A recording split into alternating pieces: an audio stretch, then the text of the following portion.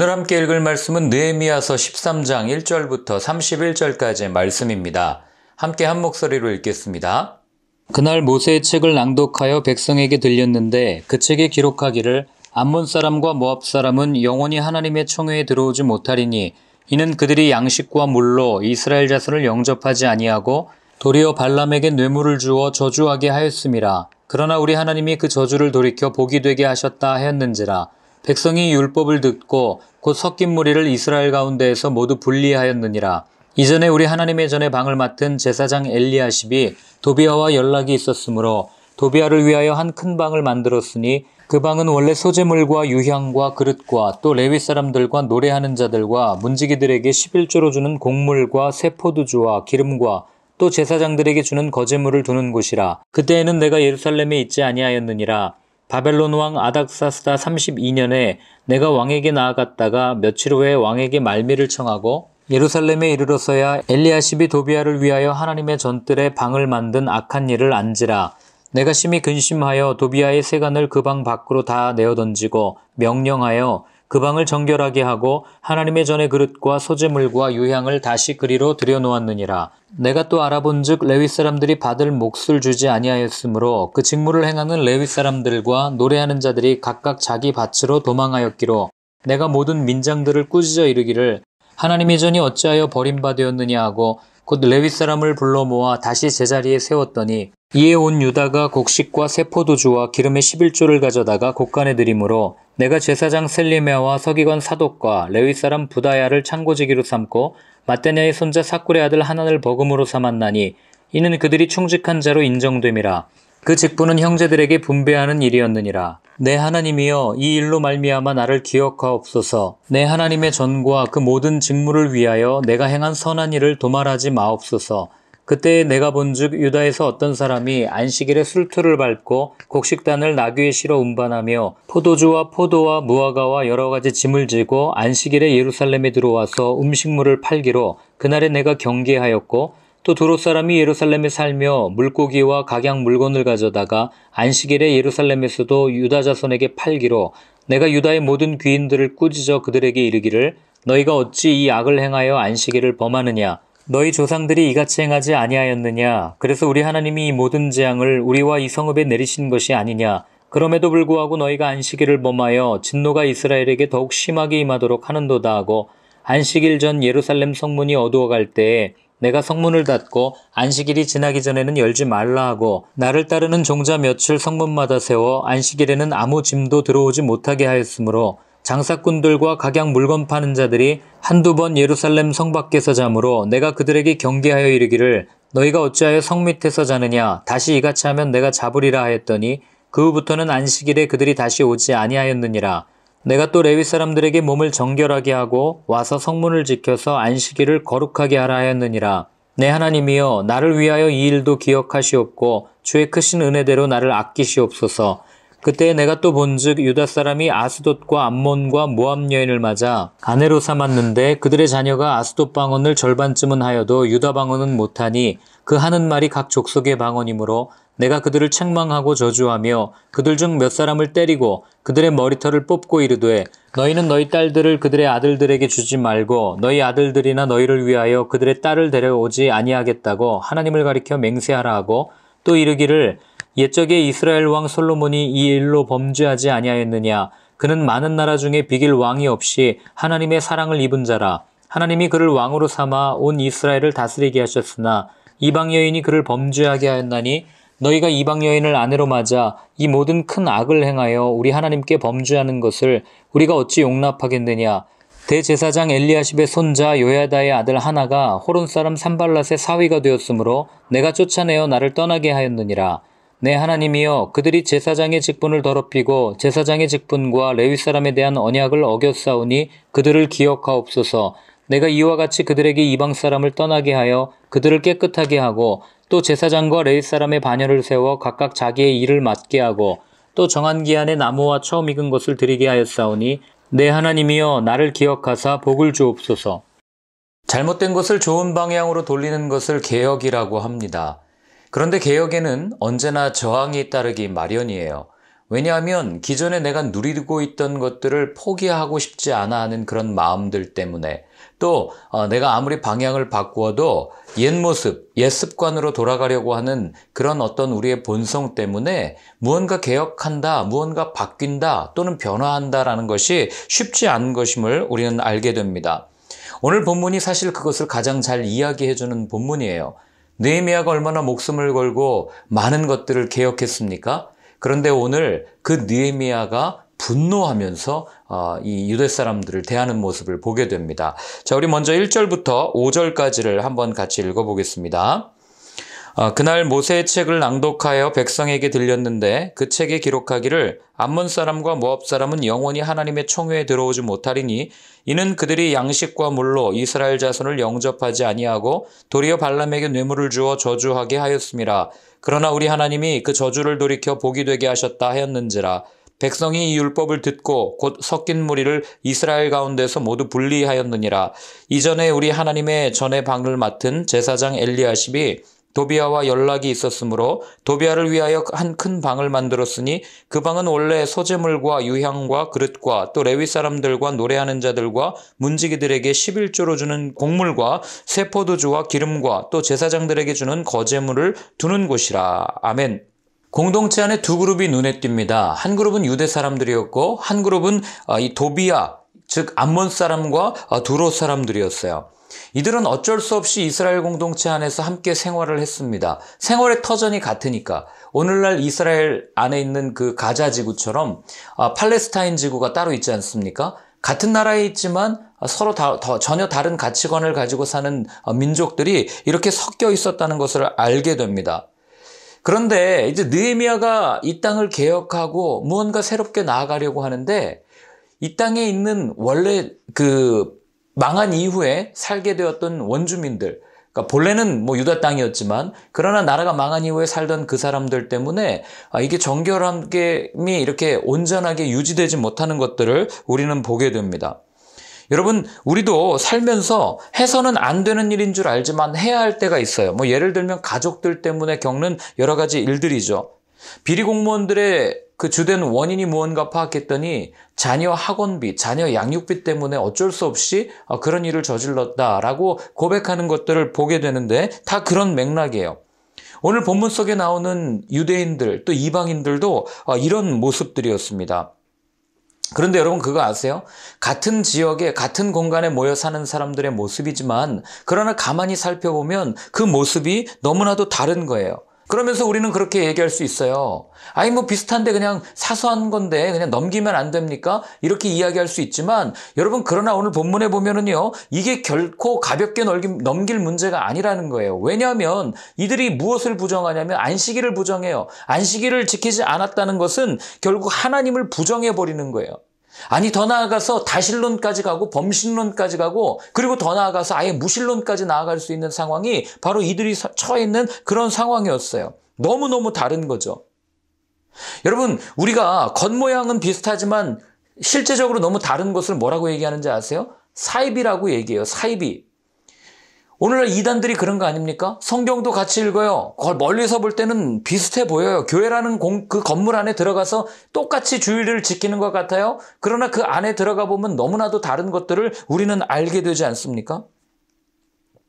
제가 이 모습을 보면서 그런 생각을 했어요. 오늘의 교회는 어떤가? 오늘의 교회는 정말 우리가 생각할 때 사이비의 요소는 없는가? 이런 생각을 하게 되는 거죠. 여러분 어떤 교회는 언론에 보도된 것만 제가 말씀드리겠습니다. 어떤 교회는 담임 목사방 뒤에다가 헌금 세탁소를 만들어가지고 말이에요. 돈을 그런 온갖 부정행위를 저지르고 또 어떤 교회는 담임 목사 책상 뒤에 침대가 있어가지고 이상한 짓거리 하다 걸리고요. 어떤 교회는 담임 목사와 퍼센테이지를 나눠가지고 건축 헌금 가지고 몇 퍼센트 이렇게 서로 나눠 갖자 뭐 이런 일들이 언론에 얼마나 많이 보도되었어요. 그런 곳에서 목회를 하는데 이게 제대로 되겠습니까? 겉으로는 교회로 불리지만 안에서는 너무나도 많은 비리와 부정부패가 너무나도 만연한데 겉으로 보기엔 성전이지만 그러나 그 안에는 불순한 생각과 불순한 모습으로 가득 차 있는 그런 모습들이 이 당시 느헤미야가 겉으로는 당연히 모든 같은 민족인 것 같고 하나님을 섬기는 것 같고 성전에 있는 것 같지만 그러나 그 안에는 부패하고 썩어 있었던 그 모습과 너무나도 닮아 있다는 거예요. 여러분, 교회만 그렇습니까? 교회를 구성하고 있는 우리의 삶은 어떻습니까? 교회를 다니면서 복음의 구색은 갖추고 있지만 그러나 우리의 삶 속에서는 여전히 변질되고 왜곡되고 부패한 모습들이 얼마나 많이 일어나고 있냐는 말이에요. 여러분, 사단이 제일 잘하는 게 뭔지 아세요? 교묘하게 속이는 거예요. 거의 비슷하게 만들어 놓는 겁니다. 아주 유사하게 만들어 놓고 그것이 마치 진짜인 것처럼 만들어서 우리를 유혹하는 게 사단이 하는 짓거리예요. 그래서 여러분, 바울이 나중에 고린도후서에서 뭐라고 얘기하냐면 고린도후서 11장에 보면 이렇게 얘기합니다. 13절과 14절인데요. 그런 사람들은 거짓 사도요 속이는 일꾼이니 자기를 그리스도의 사도로 가장하는 자들이니라. 이것은 이상한 일이 아니니라. 사탄도 자기를 광명의 천사로 가장하나니. 자, 뭐라고 얘기해요? 겉으로는 그럴싸해 보이는데 실제 삶에서는 복음의 능력이 나타나지 않는 거죠. 그래서 그런 사람들을 바울이 뭐라고 얘기합니까? 속이는 자들이다. 사단에게 영향을 받는 자들이다. 그 이야기를 하고 있는 거예요. 왜 그러겠습니까? 여러분, 복음이 들어오는데 어떻게 능력을 경험 안 할 수 있어요? 그런데 왜 능력이 안 나타납니까? 복음을 변질시키거나 왜곡시키거나 잘못된 복음을 받아들였기 때문에 그런 것 아니겠어요? 오늘 느헤미야는요, 그런 상황 가운데서 이들이 실수했던, 이들이 잘못했던 네 가지를 정확하게 이야기를 합니다. 그러면서 왜곡되고 변질되어 있는 그들의 삶의 모습에서 이제는 진리를 향해서 돌이키자라고 분명하게 선언합니다. 자, 첫 번째 잘못이 무엇이었냐면요, 6절부터 9절까지 나옵니다. 그때에는 내가 예루살렘에 있지 아니하였느니라. 바벨론 왕 아닥사스다 32년에 내가 왕에게 나아갔다가 며칠 후에 왕에게 말미를 청하고 예루살렘에 이르러서야 엘리야십이 도비아를 위하여 하나님의 전뜰에 방을 만든 악한 일을 안지라. 그가 심히 근심하여 도비아의 세간을 그 방 밖으로 다 내어 던지고 명령하여 그 방을 정결하게 하고 하나님의 전에 그릇과 소재물과 유향을 다시 그리로 들여 놓았느니라. 아멘. 자, 무슨 얘기예요? 예루살렘 성벽이 재건되고 나서 느헤미야가 다시 돌아갔어요. 자기에게 주어진 직무를 해야 될 거 아닙니까? 그리고 나서 다시 예루살렘으로 돌아와 보니까 어떤 일이 일어납니까? 다시 예전 상태로 그대로 이렇게 돌아가 있는 그런 모습을 본 거예요. 엉망인 거죠. 성전에다가 방을 만들어 놨는데 누구의 방을 만들어 놓은 거예요? 도비아의 방을 만들어 놓은 거예요. 누가요? 그것도 누가 만들었습니까? 제사장이라고 하는 사람이 그 짓거리를 하고 있었던 겁니다. 여러분, 성경을 한번 다 뒤져보세요. 성전이라든지 성소에 사람을 위한 공간이 있었는지 한번 찾아보시란 말이에요. 어디에도 성전이나 성소에 사람의 쉼이나 안식을 위한 장소는 기록되어 있지 않아요. 그런 공간이 없어요. 왜냐하면 성전은 오직 하나님의 장소이기 때문에 그렇습니다. 예배를 드리기 위한 것들만 존재하는 곳이 성전이었어요. 여러분, 이게 무엇을 상징하겠어요? 성전에서 했던 일이 뭐예요? 예배를 드리고 인간들의 죄를 사하는 일이었잖아요. 그러니까 성전에 사람을 위한 공간, 사람이 무언가를 할 수 있는 공간이 없다는 얘기는 오직 죄를 사하시는 그 능력이 누구에게만 있습니까? 하나님에게만 있다는 것을 오늘 분명하게 이야기해 주는 거예요. 그건 사람의 일이 아니라 전적으로 이 사죄, 구원에 관한 일은 하나님의 일입니다. 그 이야기를 하는 거죠. 그런데 오늘 도비아를 위한 방을 만들었다. 그것도 제사장이, 그건 무슨 얘기입니까? 하나님만이 하실 수 있는 일이 아니라 사람도 사죄할 수 있습니다. 그 얘기를 오늘 그냥 자신들의 행동으로 해버리는 거예요. 말도 안 되는 일이죠. 그러니 오늘날 로마 카톨릭에서 하고 있는 고해성사가 얼마나 잘못된 거예요. 어떻게 사람이 사람의 죄를 사합니까? 말도 안 되는 얘기죠. 또한 하나님께서 영광을 받으시는 그 성전에 사람을 위한 방이 있다. 그 얘기는 뭐예요? 더 이상 그 공간은 하나님의 공간이 아니란 얘기예요. 하나님께 드려야 할 영광을 중간에서 사람이 가로챈 거예요. 결국 성전의 주인이 하나님이 아니라 사람입니다. 라는 그런 의중을 이런 행동들을 통해서 보여준 거죠. 그러니 느헤미야가 열 안 받겠습니까? 그런데 여러분, 이것을 나에게 한번 적용시켜 보세요. 바울이 이런 얘기를 합니다. 고린도전서 3장 16절에 너희는 너희가 하나님의 성전인 것과 하나님의 성령이 너희 안에 계시는 것을 알지 못하느냐. 자, 우리 몸이 성전이라고 그랬어요. 그죠? 그런데 오늘 느헤미야가 분노한 이유는 그 성전 안에 사람을 위한 방을 만들어 놨어요. 이 성전의 주인이 하나님이 아니라 사람이 되어버린 것에 한탄하면서 분노한 거예요. 자, 그렇다면 우리 몸이 성전인데 이 성전된 우리 몸에 이 안에 있는 수많은 방에 나를 위한 방이 얼마나 많습니까? 우리 몸이 성전이라고 이야기하는데 하나님이 계셔야 할 이 성전에 하나님 아닌 내가 주인이 되어서 내가 마치 무언가를 하려고 내 것이 담겨 있을 때가 얼마나 많이 있냐는 거예요. 내가 주인인 듯이 행세하고 말해요. 내가 영광을 받기 위해서 최선을 다하고 자기 개발을 통해서 마치 꿈을 펼쳐야 한다고 얘기하고 하나님의 영광과는 하나님의 뜻과는 상관없이 심지어 교회에서도 이것들을 더 권면하고 권장해가지고 말해요. 자기 개발을 통해서 성공하는 것이 마치 하나님의 뜻인 것처럼 이야기하는데 그렇지 않아요. 여러분, 성경이 말하는 건 처음부터 끝까지 자기 부인입니다. 자기 개발이 아니라. 근데 이런 진리를 교묘하게 왜곡해서 마치 우리가 성공하는 것이 세상에서 인정받는 것이 하나님의 뜻인 것처럼 그렇게 왜곡되어져 버린, 그래서 우리의 마음에 하나님이 계셔야 하는데 자꾸 다른 것을 담아두는, 그러니 여러분, 주님이 우리의 마음을 볼 때 느헤미야처럼 분노 안 하시겠냐고요. 앞뒤가 안 맞는 거죠. 자, 그렇다면 이들의 두 번째 잘못은 뭐냐? 그게 10절부터 13절까지 나옵니다. 같이 한번 읽어볼게요. 내가 또 알아본즉 레위 사람들이 받을 몫을 주지 아니하였으므로 그 직무를 행하는 레위 사람들과 노래하는 자들이 각각 자기 밭으로 도망하였기로 내가 모든 민장들을 꾸짖어 이르기를 하나님의 전이 어찌하여 버림받았느냐 하고 곧 레위 사람을 불러 모아 다시 제자리에 세웠더니 이에 온 유다가 곡식과 세포두조와 기름의 11조를 가져다가 곳간에 드림으로 내가 제사장 셀레메와 서기관 사독과 레위 사람 부다야를 창고지기로 삼고 마따냐의 손자 삭굴의 아들 하난을 버금으로 삼았나니 이는 그들이 충직한 자로 인정됨이라 그 직분은 형제들에게 분배하는 일이었느니라. 아멘. 자, 성전에서 일하는 레위인들을, 그들의 생계를 책임져야 하는 그런 지도자들이 그 일을 제대로 하지 않았다, 그 책무를 하지 않았다, 이렇게 얘기한 거예요. 여러분, 급여가 밀리니까 먹고 살 게 없는데 안 떠나겠습니까? 레위인들이 다 떠났죠. 그럼 우리는 이렇게 질문할 수 있어요. 아니, 믿음으로 살아야지 그 급여 안 나온다고 떠나가는 게 말이나 됩니까? 그럼 믿음 없는 거죠. 여러분, 가끔 그렇게 말씀하시는 목사님들을 봐요. 돈 생각하지 말고 사역해라. 하나님께서 다 채워주실 거다. 그렇게 이야기하는 목사님들을 봅니다. 그런데 여러분, 현실을 한번 보세요. 그렇게 사역하는 그 사람도 결국에는 부양해야 할 가족이 있는 가장이죠. 얼마나 힘들겠어요. 레위 사람들이 그러니까 떠나간 거예요. 레위 사람들을 어떻게 비난할 수 있겠어요? 너 믿음이 없으니까 떠나간 거지. 어떤 상황에서도 믿음을 지키면서 하나님을 예배하는 그 일을 잘 해야지 누가 그렇게 떳떳하게 이야기할 수 있겠냔 말이에요.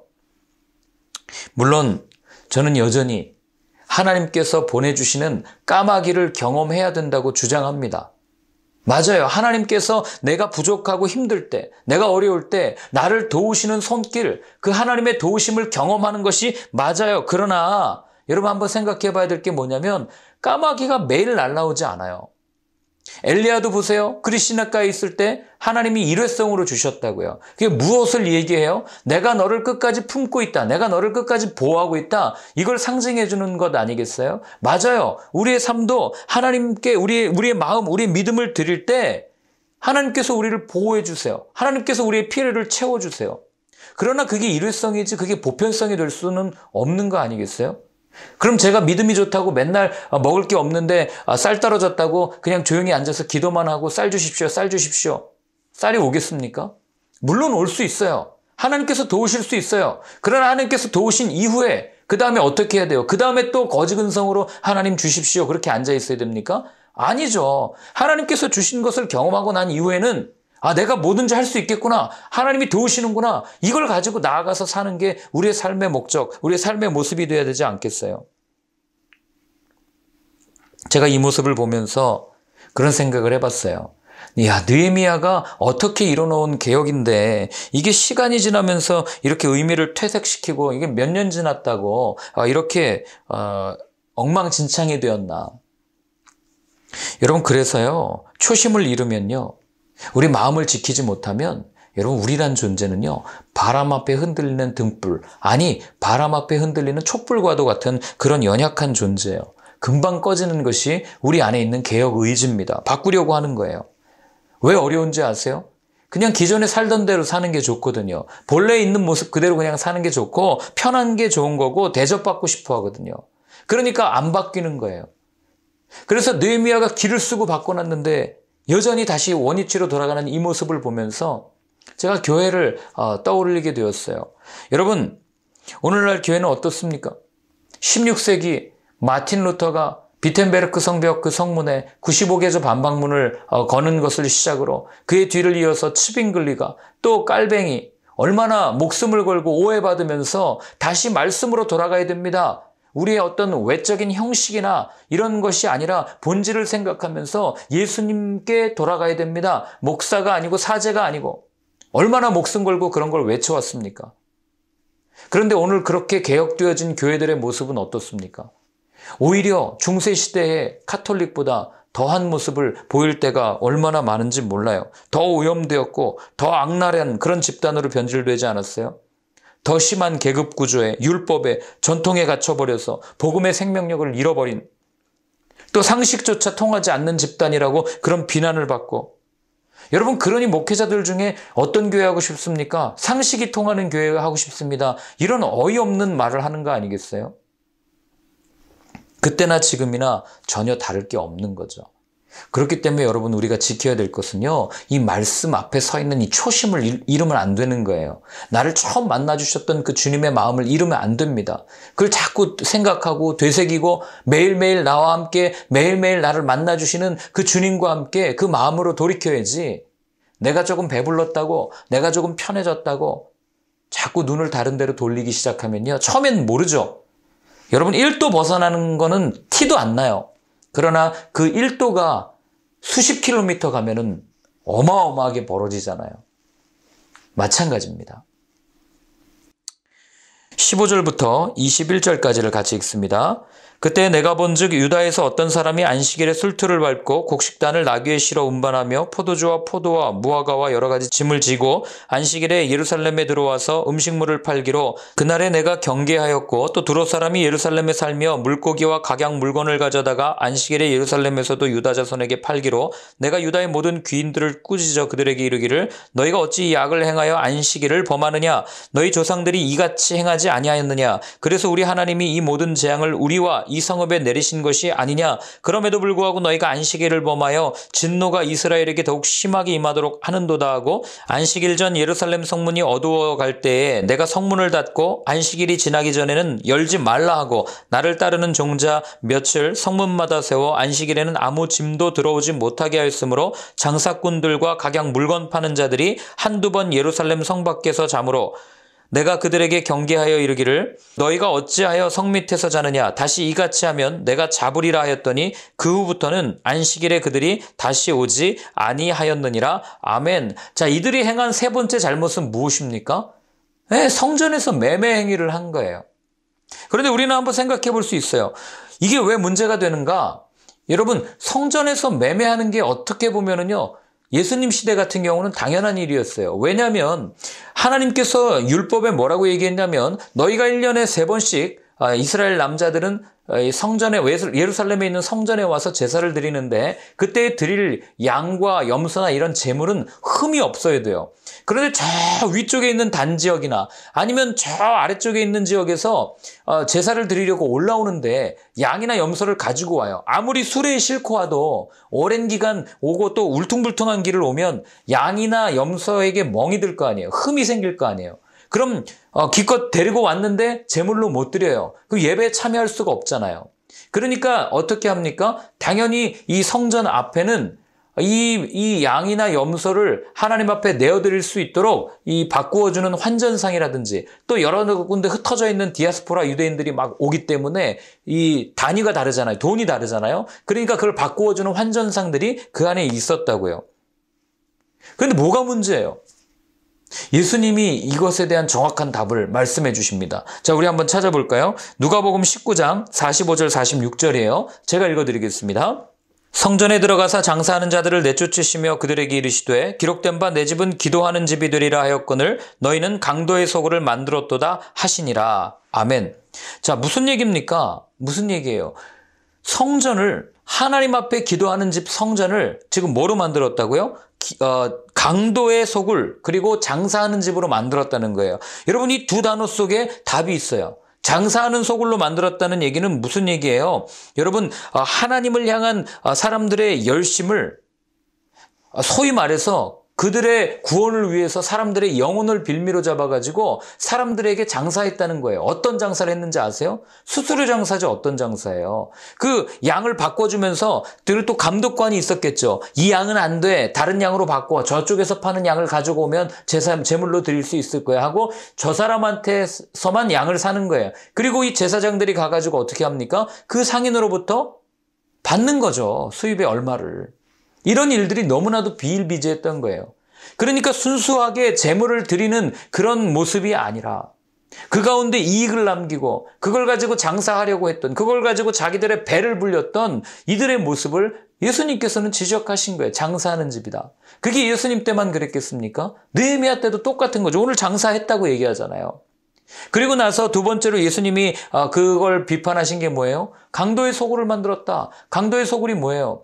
여러분 강도가 자기 집 터는 거 봤습니까? 안 털어요. 강도는 남의 것을 빼앗아서 자기의 배를 불리는 사람이죠. 그러니까 아까 말씀드렸듯이 사람들의 영혼을 빌미로 그들이 가지고 있는 것을 강탈해서 마치 자기들에게만 내야 구원을 받을 수 있는 것처럼 영혼을 도둑질하는 그런 강도 같은 모습을 예수님께서는 지적하신 거예요. 이런 악을 행했으니 느헤미야가 분노 안 할 리가 없죠. 제가 오늘 계속해서 분노하면서 얘기하는데 느헤미야는 이거보다 더 심하게 분노했을 거예요. 23절부터 29절까지를 읽습니다. 그때 내가 또 본즉 유다 사람이 아스돗과 암몬과 모압 여인을 맞아 아내로 삼았는데 그들의 자녀가 아스돗 방언을 절반쯤은 하여도 유다 방언은 못하니 그 하는 말이 각 족속의 방언이므로 내가 그들을 책망하고 저주하며 그들 중 몇 사람을 때리고 그들의 머리털을 뽑고 이르되 너희는 너희 딸들을 그들의 아들들에게 주지 말고 너희 아들들이나 너희를 위하여 그들의 딸을 데려오지 아니하겠다고 하나님을 가리켜 맹세하라 하고 또 이르기를 옛적에 이스라엘 왕 솔로몬이 이 일로 범죄하지 아니하였느냐. 그는 많은 나라 중에 비길 왕이 없이 하나님의 사랑을 입은 자라. 하나님이 그를 왕으로 삼아 온 이스라엘을 다스리게 하셨으나 이방 여인이 그를 범죄하게 하였나니 너희가 이방 여인을 아내로 맞아 이 모든 큰 악을 행하여 우리 하나님께 범죄하는 것을 우리가 어찌 용납하겠느냐. 대제사장 엘리야십의 손자 요야다 아들 하나가 호론 사람 산발랏의 사위가 되었으므로 내가 쫓아내어 나를 떠나게 하였느니라. 내 하나님이여 그들이 제사장의 직분을 더럽히고 제사장의 직분과 레위 사람에 대한 언약을 어겼사오니 그들을 기억하옵소서. 아멘. 자, 무슨 얘기입니까? 마지막에 이들이 잘못한 네 번째 실수가 뭐예요? 분명히 며칠 전에 우리가 함께 나눴잖아요. 우리가 다시는 이방 여인과 결혼하지 않겠습니다. 왜 결혼하지 못하게 했는지까지 우리가 묵상하지 않았습니까? 나누지 않았어요? 그런데 이들이 그렇게 약속해놓고 그렇게 하나님의 말씀을 지키겠다고 인봉까지 해놓고 오늘 또 어떻게 합니까? 또 다시 이방 여인들과 결혼하기 시작한 거예요. 느헤미야는 솔로몬을 들어서 이야기를 합니다. 여러분 솔로몬 왕이 정락 결혼을 통해서 많은 이 후궁과 첩을 이렇게 얻었잖아요. 왜 그래요?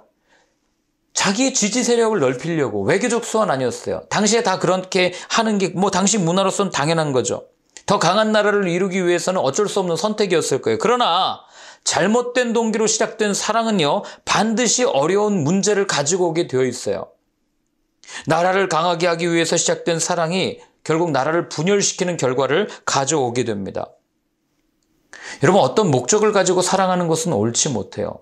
사랑은 무언가를 위해서 하는 게 아니기 때문이에요. 사랑은 전적으로 그냥 하는 겁니다.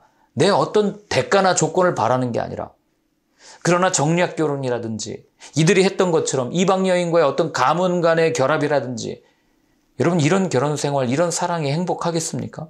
자, 그럼 우리는 여기서 질문 한 가지를 하게 됩니다. 뭐냐면 이방 여인과 결혼하는 게 그렇게 잘못입니까? 라는 질문을 하게 돼요. 아니 사랑에는 국경도 없다는데 그 다른 사람들과 다른 나라, 다른 민족과 결혼하고 뭐가 그렇게 문제가 되겠어요? 하나님 왜 이렇게 막았나? 여러분 전에도 말씀드렸지만 사랑을 위한 결혼이 아니라 이익을 위한 결혼이었으니까 문제가 된 거예요. 하나님은 아담과 하와를 만들어 놓고 서로의 유익을 위해서 서로 계산하면서 살라고 말씀하신 적이 없어요. 갈빗대를 취해서 나오면서 돕는 배필로 만들어주셨고 서로 자기의 것을 깎아가면서 사랑하게 만드셨지 무언가 내가 이걸 주니까 너도 이거 갖고 와라 이렇게 하면서 사랑하라고 말씀하신 게 아니라는 거죠. 그런데 그렇게 살아야 하는 백성이라는 것을 이들이 알면서도 이들은 세상 속에서 다른 나라가 더 강하니까 그리고 그 강한 나라의 결혼 문화라든지 풍습을 보면서 거기에 빠져가지고 그 모습을 그대로 받아들였던 거예요. 그러니 여러분 하나님께서는 그 모습이 싫어서 애굽에서 불러내셨고 하나님의 백성으로 만들어 놓으셨는데 여전히 애굽의 문화에 맞춰서 당연히 그건 세상 문화니까 그 당시 당연히 그런 게 어떤 사회적인 역할이었으니까 당연히 그걸 받아들여야 된다라고 말하는 그런 말도 안 되는 일들을 이 당시까지 하고 있었다는 것을 우리는 알게 되는 거죠. 여러분 사랑이란 말은 참 좋죠. 그러나 잘 분별하셔야 됩니다. 무엇을 분별하냐면 오늘 본문은요. 죄가 사랑이라는 이름으로도 다가올 수 있다는 것을 우리한테 이야기를 해주는 겁니다. 느헤미야서의 마지막은요. 느헤미야가 정말 분노하면서 4가지 잘못에 대해서 쭉 이야기를 합니다. 그리고 마지막에 그들로 다시 한번 결단하게 합니다. 어떤 결단을 하게 합니까? 그들에게 있었던 죄의 모습을 과감히 끊어냅시다 라고 권면하면서 끝나는 모습이 느헤미야서예요. 여러분 당장은 세상의 방법이 우리에게 어떤 유익을 줄 것 같고 그리고 우리를 유지시켜 주는 것 같고 우리에게 뭔가 득이 되는 것 같지만 여러분 거기에는 생명이 없습니다. 하나님께서 끊임없이 바벨론과 같은 저 세상 문화를 이렇게 지향하게 하시고 십자가를 지고 따라와라. 그리고 하나님의 방법으로 살아라. 처음부터 끝까지 말씀하시는 이유는 바로 거기 있는 거예요. 우리의 믿음을 내어달라 말씀하시는 이유가 거기 있는 거죠. 여러분 성경을 우리가 왜 읽습니까? 성경에 하나님께서 가르쳐 주신 방법대로 그걸 보면서 믿음의 사람은 이렇게 사는 거구나 라는 것을 알고 그렇게 살기 위해서 읽는 거 아니에요? 성경을 보세요. 하나님의 방법대로 산 사람들은요. 어려웠어요. 힘들었어요. 그러나 끝내 승리하는 모습을 우리에게 들려주는 거예요. 그렇기 때문에 여러분 올 한 해 힘들지만 하나님의 방법을 한번 선택해 보십시오. 느헤미야가 그렇게 목숨을 걸고 바꾸려고 했던 것들은 딱 한 가지였어요. 하나님께로 돌아가자. 하나님의 말씀 앞으로 돌아가자. 하나님께서 생각하고 하나님께서 우리에게 알려주신 대로 한번 그렇게 살아보자. 이런 결단과 이런 용기 있는 행동이 올 한 해 우리의 삶이었으면 좋겠습니다. 그를 한 해 그렇게 살아갈 때 올 연말에는 우리의 삶에 많은 생명의 열매가 맺혀져 있을 거예요. 오늘 한번 같이 기도할 때는요. 이렇게 한번 기도했으면 좋겠습니다. 하나님, 내 안에 스물스물 올라오는 죄의 뿌리를 끊어내는 한 해가 되게 하여 주옵소서. 그리고 악은 어떤 모양이라도 다 버릴 수 있는 그런 지혜와 용기와 결단을 우리에게 허락하여 주옵소서. 함께 같이 기도하겠습니다. 하나님 아버지, 하나님의 말씀대로 살아야 함을 압니다. 늘 선을 따라야 하는 것도 알고 늘 말씀에 순종해야 되는 것도 알지만 그러나 내가 처해 있는 상황 속에서 자꾸 악한 영은 우리에게 타협하라고 이야기합니다. 그래서 하나둘씩 타협하다 보면 어느샌가 말씀에서부터 멀어져서 완전히 주저앉아 있는 나의 모습을 바라보게 됩니다. 하나님 이 시간 다시 한번 결단합니다. 내 안에서 그렇게 스물스물 올라오는 이 더러운 죄의 뿌리를 온전히 끊어내는 한 해가 되게 하여 주시고 정말 우리의 삶에 있는 악은 그 어떤 모양이라도 완전히 끊어낼 수 있는 그런 2021년 우리의 삶 또 이 나라 이 민족의 한 해가 되어질 수 있도록 주님 우리 가운데 은혜를 더하여 주옵소서. 이제는 우리 주 예수 그리스도의 크신 은혜와 하나님 아버지의 사랑과 성령의 인도하심이 내 안에 있는 죄의 모습을 완전하게 끊어내기를 결단하며 주님을 따르기로 결단하며 악은 어떤 모양이라도 버리고 주님의 거룩함을 닮아 주님과 함께 살아가겠다고 결단하는 올 한 해 우리의 삶을 내어드리는 모든 분들 머리 위에 이제로부터 영원까지 늘 함께하여 주옵시기를 간절히 축원하옵나이다. 아멘.